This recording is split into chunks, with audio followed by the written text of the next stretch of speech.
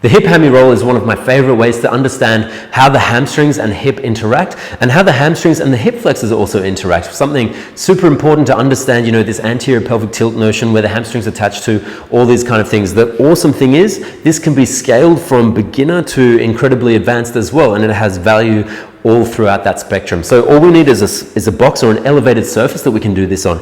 Now let's start with an example. Say you're very tight. Okay, I'm going to get you to bend this knee a lot, and it can be 90 degrees, that's fine, but what we will do is pull the toe up. And now, like I was saying before, we have this relationship between, you know, anterior posterior pelvic tilt and where the hamstrings sit into that. So what I want you to think about is, if my hips are staying upright right now, I'm going to think about sticking my butt out or arching my lower back, which in turn here puts myself into an anterior pelvic tilt. You can imagine these hips are rolling forward, and I'm going to continue to go as much anterior pelvic tilt as I can until I can no longer. That's my cue to then allow the upper body to slowly make its way down towards the box. Now I'm going to go millimeter by millimeter to make my way down. So I'll start down here in the pelvis, then I'll go stomach slowly continues to come down, then bottom of the ribs, then slowly works up towards the chest until my upper body is completely flat on this leg. And if we've done this correctly,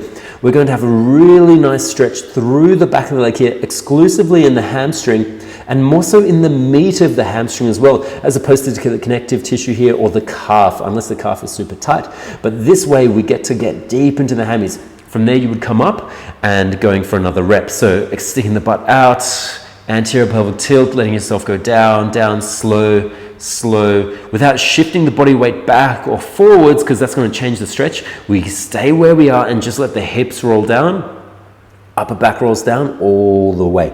Now, so super tight, start with this angle here, see how you go. That might be enough for some.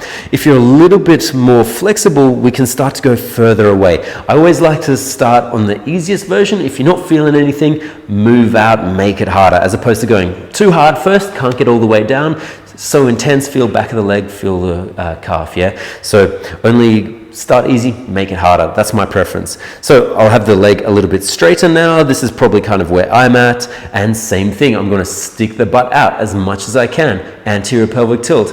And now, hopefully, over time, what happens is you start to feel this hip flexor to contract, to pull you into anterior pelvic tilt, to pull those hips forward. And you continue to cue in your mind, keep going, anterior pelvic tilt, anterior pelvic tilt, anterior pelvic tilt, until you slowly make your way down, millimeter by millimeter, all the way until the chest is touching. I have a little bit of a stretch here, that's lovely. Coming up, I could probably go even further. And the more flexible you are, some might be able to do this with a straight leg, but what I don't want to see is this and just a posterior pelvic tilt and then folding down here.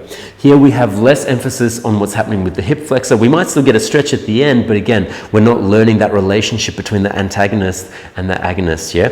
So give that a go for the prescribed reps.